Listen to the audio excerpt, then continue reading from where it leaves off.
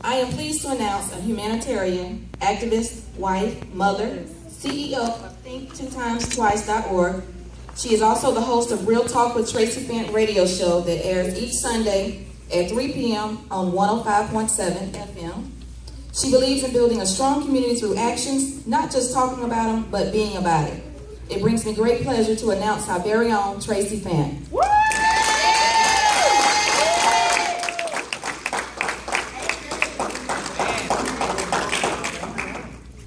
I usually bring my little friends in to get set up.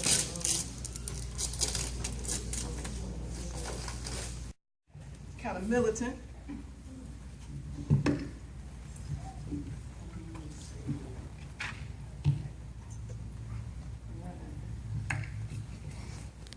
So once again, thank you. Thank you so much for allowing me to be here today. I'm very excited. As I said before, I guess all you kids, all you guys are in school right now? Yes, ma'am. How many of you are in high school? What about middle school? What about elementary school? Okay, all right, so we got a great mixture here. Well, I'm not in school. What if I said I was in high school though? That would have been pretty funny, right? But I'm not in school. But these right here are the diplomas of my children that have graduated high school. And this right here is what makes me proud. They sit on my mantle in my den, and every time I see them, I'm proud because of the fact that I grew up in Detroit, Michigan. And I grew up in an area where a lot of kids don't make it to high school. See, all across America, there are deaths due to violent crimes.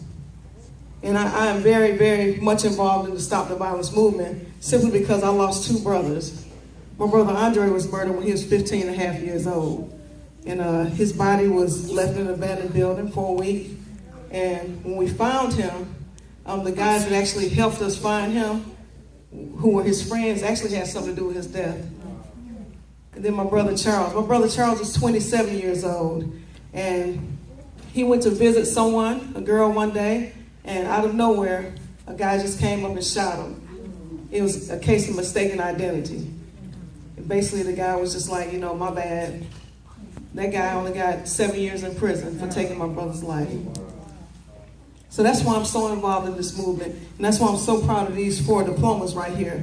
Because across the United States, 10,000 kids a year, 10,000 are hurt or killed by gun violence. 10,000. 3,000 before they get to high school. 3,000 kids a year die before they get these diplomas. Can you imagine that? Can you imagine being that parent? Because my dad had to answer that door twice. My dad got that knock on the door 2 times about his sons whose lives were taken. And true enough, it's unfair. But when I was little, I was like about 11 or 12 years old. Like I said, I grew up in Detroit, and we were poor, but we really didn't know it. We didn't have much, but we didn't know. We thought we had everything. Because our parents, they always made us feel like we were valuable. They always made us feel like even if you have your last, you got enough. So that's how we grew up. But one day I sat on the porch with a lady, and she said, "What do you want to be when you grow up?" And I said, "I want to be Salt and Pepper." You know what I'm saying? I want to be, I wanted to be a rapper. I was like, and she looked at me and she said, "Well, baby, you can be anything in this world you put your mind to being." That woman was Rosa Parks. Rosa Parks spoke so much into me that day. And I was 12 years old, and all I can remember is she smelled good. She had a pretty house, and I was just like, wow, this house is nice.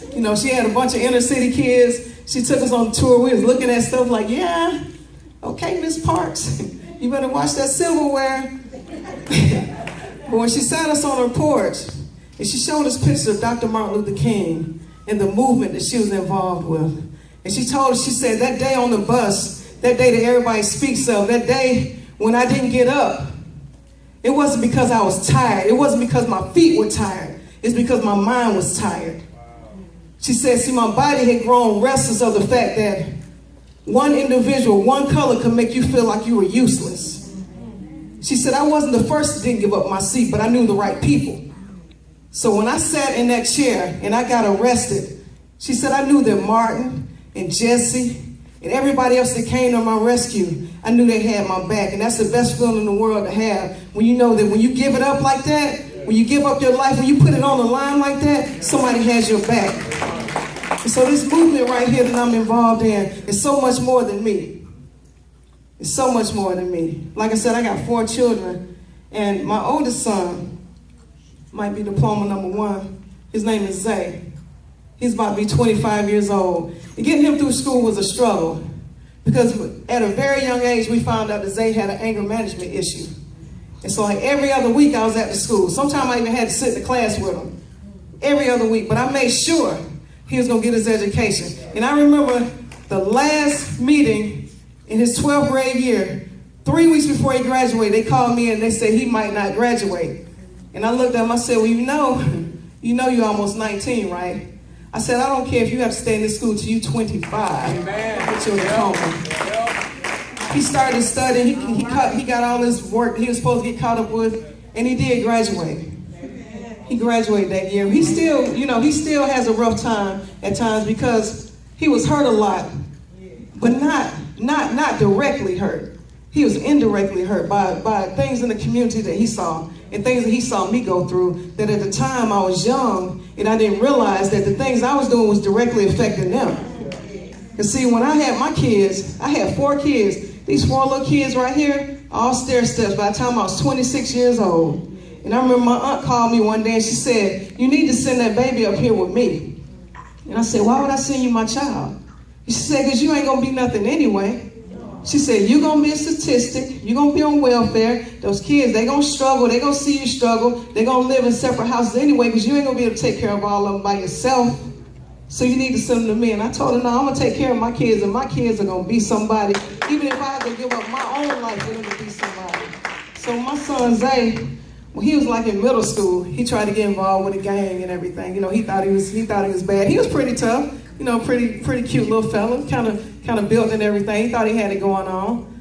And I even know some of the people that he used to hang with. Now they all come to my house and talk about it now. But back then they said they remember me coming up to the school and telling him he was getting ready to go with someone. And I said, I will kill you before I let the streets take your life. It's just that simple. So that was my son, Zay. My daughter Portia, I ain't had too many problems with my daughter Portia. She was always the overachiever. She always tried real hard to please me and impress me. But she had a lot of self-esteem issues that I didn't know about until she got older, until she started trusting me enough to talk to me and tell me about it. My son Rosario, my 3rd child, he was diagnosed with dyslexia.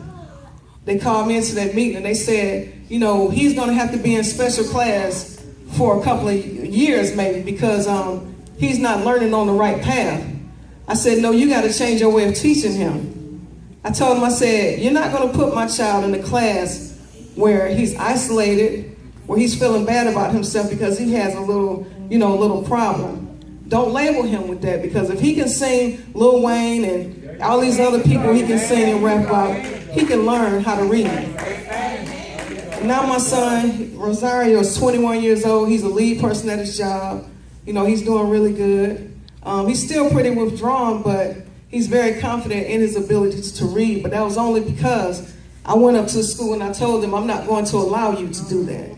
I'm not going to allow you to keep my child back. I'm not going to allow you to tell me that my child doesn't have the ability to learn, because I know what my mind is capable of, and I know what his dad's mind is capable of. So you can't tell me that my child's intelligence score is so low that you can't teach him. Right. See, I had to change their way of thinking. My son Trey, now Trey, he's a pretty funny case, because up until I had Trey, they told me he had Down syndrome. So when I was like a couple of months pregnant with Trey, they said, we can take him from you and you don't have to worry about it. And I said, no, because God doesn't put more on you than you can handle. When I had Trey, he was like 9 pounds something, came out healthy, looking around. Everybody was like shocked because he didn't have Down syndrome, but he has a pretty peculiar personality. He has a funny personality. But here's the reason why I do my anti-bully campaign, because all through school, he was bullied, verbally, mentally, physically bullied by his classmates, by his peers. And at the time when this first started going on, like I was a young parent, so I didn't know. So when he would come home and tell me about it, I said, well, you're a boy, fight back. Or you're a boy, you ain't supposed to be crying like that, or just ignore them or whatever. So I put them in karate school. We did all kind of stuff. I had to realize that some kids aren't built to fight like that. Some kids don't want to physically hurt another person. They just want to get along with people. And I had to also realize that everybody's not teaching their children the same thing I'm teaching my kids at home. Respect for the individual.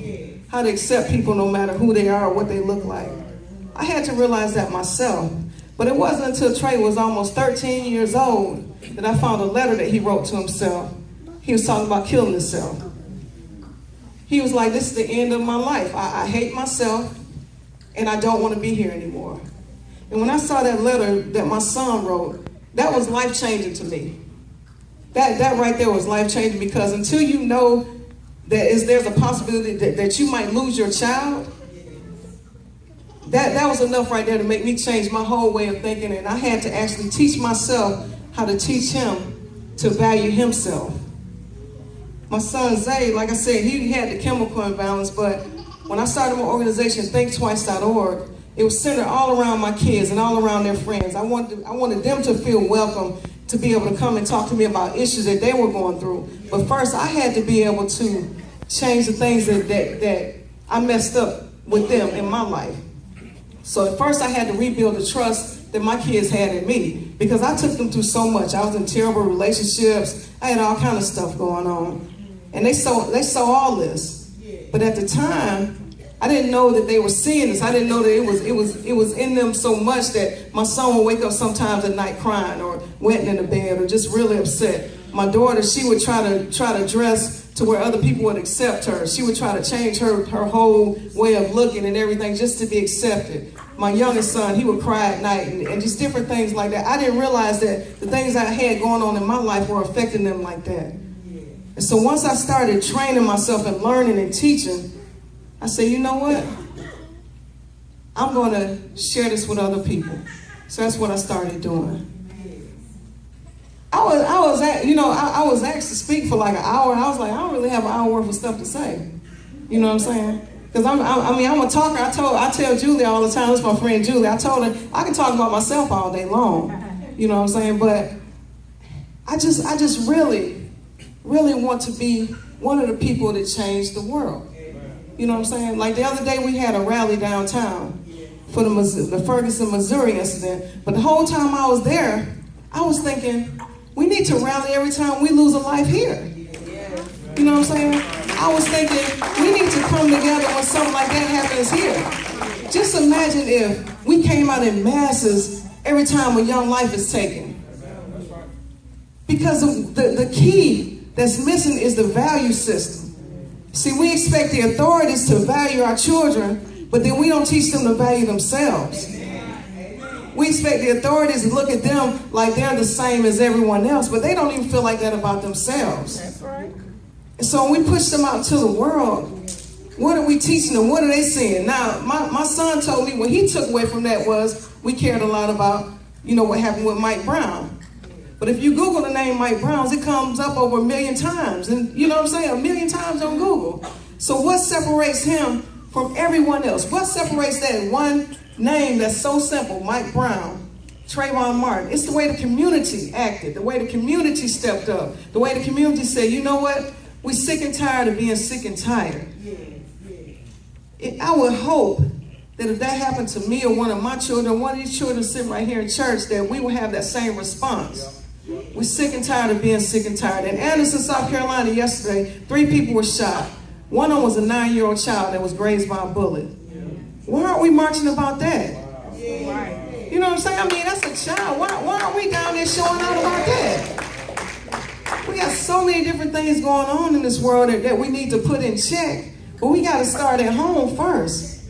I had the opportunity to go to Ferguson, Missouri, but I said, why would I go all the way there when we got so much stuff happening here? Just to be on the news, just to say I did something?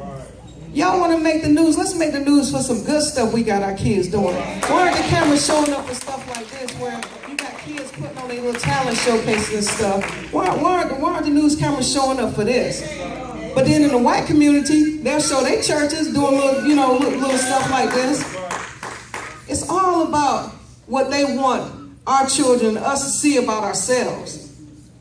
See, the more they show us killing and beating each other, the more insensitive we become to that. We get used to dying. We get used to seeing our kids laying in the streets. We get used to seeing them in the caskets, and the caskets getting smaller and smaller. We get used to the t-shirts with the faces on them and the candlelight visuals.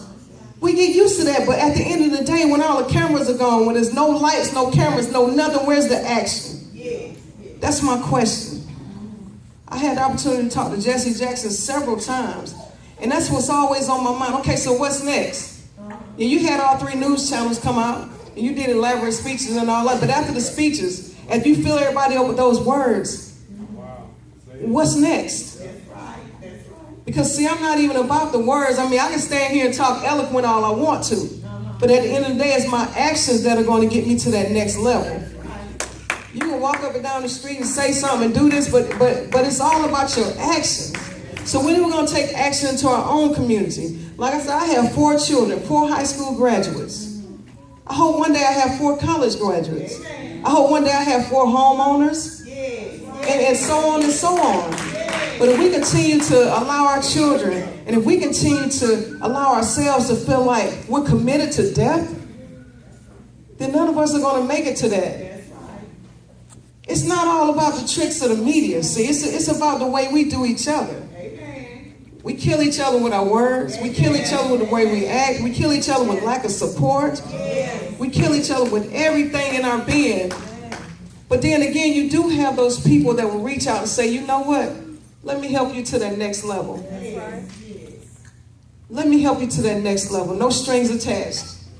I don't want anything back from you. I just want to see you succeed. I just want to see you be better than I was. I just want to see you grow up and prosper.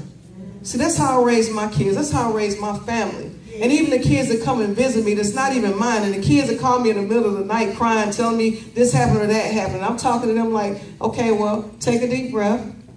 Okay, so if you do this and do that, what is that going to lead to? 4 times this year, I've met a young person at 4 o'clock in the morning for them to turn themselves into the police department. 4 times. And each time that young person cried in my car, we got out the car and we walked. And as soon as we get to the door, they all of them do the same thing. They stop.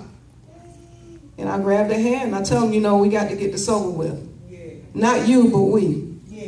We got to get this over with. Because see, it may seem bad now, but if they have to chase you down and catch you, it's going to be even worse.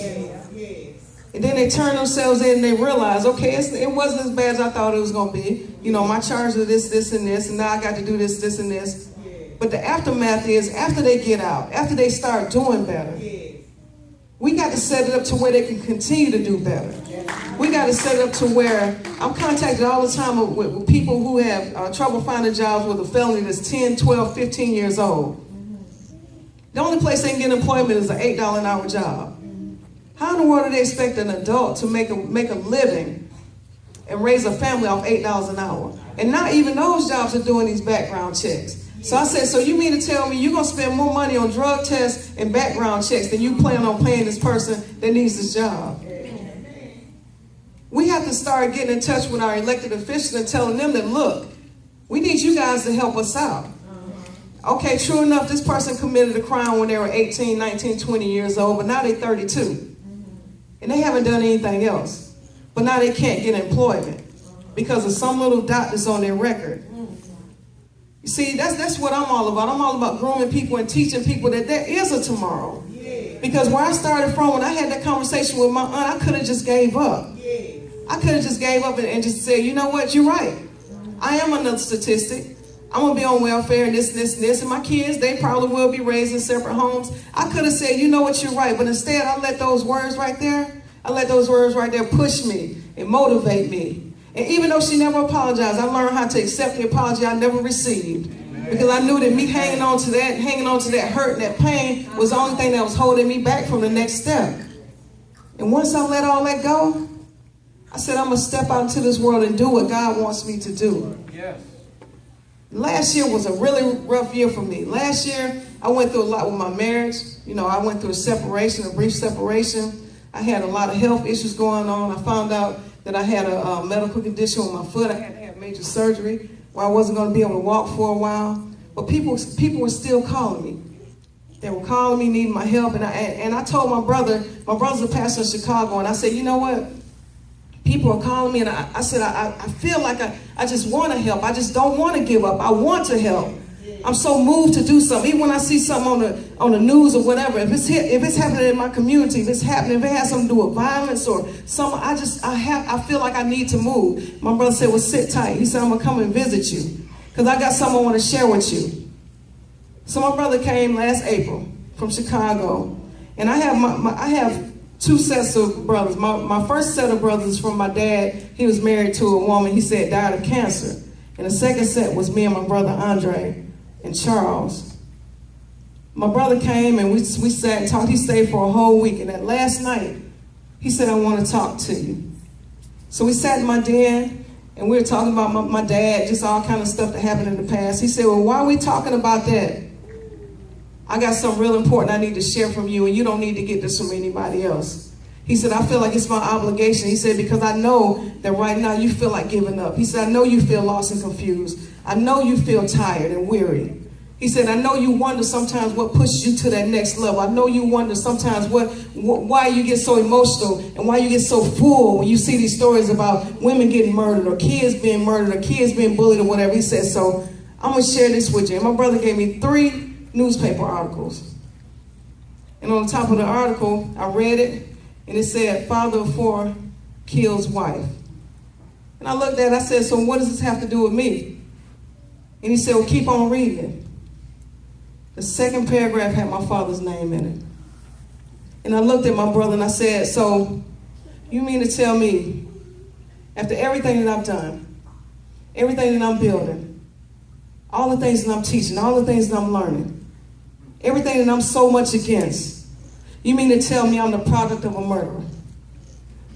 My brother said, take it how you want to take it, but that's not what I'm trying to tell you. See, before you were born, God knew. He said, look at the date on that newspaper clipping. That was years before you were born. But God knew that somebody in our family had to create change. We lost Andre. We lost Charles. But God knew that he had to pop something in one of us. And why not our only sister? To start a movement, to start a league of people, to take it out there and say enough is enough. Yes, my father was a killer. Yes, my father was a killer. I lived with that. I was so close to my dad, and I looked at my brother and I said, so you mean to tell me, the man that taught me love, taught me trust, taught me how people were supposed to respect me, taught me everything he taught me, had this big secret he was hiding from me. He said, baby, I'm going to tell you what, he wasn't really keeping it from you. He was trying to protect you from it. He said, it may hurt now, and I'm sure it does, but at the end of the day, you got 2 choices. You can either do what the devil wants you to do and give up, or you can take what you have and take all your energy and take this right here, what I'm telling you, add this to your story and use it and do what God wants you to do. He said, because trust and believe, I see that light in you. Trust and believe, when I see you on TV, I see that light. He said, when I see you in videos, I see that light. When I see you talk to people, I see that light. He said, God is giving that to you. And although, when I found that out, my brother gave me that nice talk and everything for about, and I swear to you, I swear, about 2 months I was calling pastors. I was trying to call different people just to talk to them about it because I didn't understand it. And I called my brother one day and I said, look, I don't understand. He said, lean not to your own understanding. He said, because see, I knew you were going to call me and tell me this, and I knew it would still bother you when I left. He said, but see, that's how God knows. God knows that's how you're going to work. So that's how your mind is. And he's going to allow you to go through that. It's going to be a tug of war. It's going to be a mental thing. You're going to deal with that, and that's good. He said, but let me tell you this. Andre was shot twice. Charles was shot 3 times. My father shot that woman 5 times. At my brother Andre's funeral, my father laid in his casket, crying, sobbing, saying, this is it. This is it. Please, God, no more. Don't take any more of my children. I thought then when I saw that happening, I kind of was jealous. I said, well, he must have really loved Andre because of the way he's crying. But no, he just loved me that much. So even after my brother's funeral, even before my father died, when my father laid on his deathbed, And he reached his hand up to my brother and said, "Save me." Because see, my father had given up on God. My father took his last breath when I stepped into the hospital room. Every time I see a picture on an obituary, every time I think about my brothers. But not only that, I think about my children. And I think about the children that are behind me. Because see, ThinkTwice.org, it's not only about me. I'm allowing God to move my organization to whatever direction he wants to move, and I'm allowing him to do this. I had to take Traci out of it because Traci was what everybody was expecting to have, big events and do this marvelous stuff. But Traci's just one person. See, ThinkTwice.org is all about a community of young people working together. I'm teaching them how to do rallies and marches. I'm teaching them how to stand up when people try to push them down. I'm teaching them how to keep their head up in a community where your head is suppressed. I'm teaching them that this is not your fault that you were born this color, but it's your fault if you don't do something with it. If you don't get out there and get everything that God has to offer you, if you don't get out there and get everything that you're entitled to from this world, it's your fault.